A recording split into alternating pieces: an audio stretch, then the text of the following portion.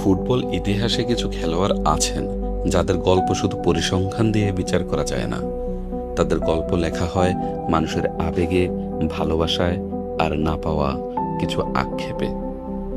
Neymar junior হয়তো football ইতিহাসের সবচেয়ে অভাগা প্রতিভাগুলোর মধ্যে একজন।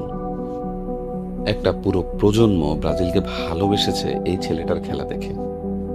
তার পায়ের জাদু, অসম্ভব ড্রিবল, হাসিমাখা মুখ আর মাঠ জুড়ে ছড়িয়ে দেওয়া সৌন্দর্য কোটি কোটি মানুষকে মুগ্ধ করেছে। রোনালদিনহোর পর ব্রাজিল আরেকজন শিল্পী পেয়েছিল, একজন ফুটবলার নয়, একজন বিনোদনদাতা, যার পায়ে বল থাকলে মনে হতো ফুটবলটা যেন শিল্পে পরিণত হয়েছে। কিন্তু ভাগ্য যেন কখনোই পুরোপুরি তার পাশে দাঁড়ায়নি।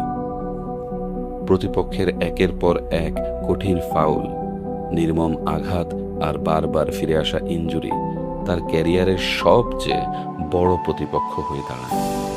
যখনই মনে হয়েছে এইবার হয়তো নেইমারের সময়, তখনই কোনো না কোনো চোট তাকে ছিটকে দিয়েছে মাঠের বাইরে।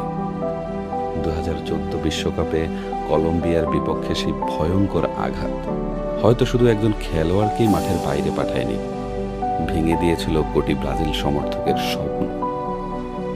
যখন মাঠে ছিলেন আলো ছড়িয়েছেন, কিন্তু ফুটবল ইতিহাস বড়ই নিষ্ঠুর। সেখানে অনেক সময় মানুষ মনে রাখে ট্রফি, ব্যালন ডিওর আর পরিসংখ্যান, কিন্তু তারা ভুলে যায় কত স্বপ্ন, কত প্রতিভা আর কত সৌন্দর্য মাঝ পথে থেমে গিয়েছিল। বার্সেলোনা ছাড়ার সিদ্ধান্ত নিয়ে আজও বিতর্ক আছে। হয়তো অন্য কোনো পথে হাঁটলে গল্পটা ভিন্ন হতে পারত।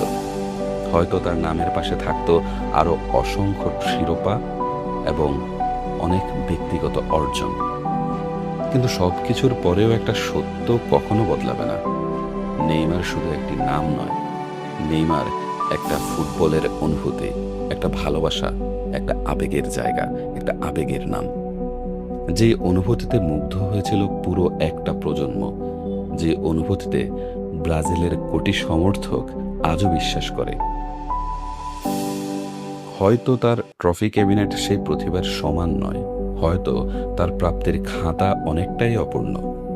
তবুও ফুটবল প্রেমীরা যখন সৌন্দর্যের কথা বলবে, যখন জাদুকরী ড্রিবলের কথা বলবে, যখন ফুটবলকে শিল্পে পরিণত করার কথা বলবে, তখন এক অপূর্ণ মহাকাব্যের নাম বারবার ফিরে আসবে, নেইমার জুনিয়র।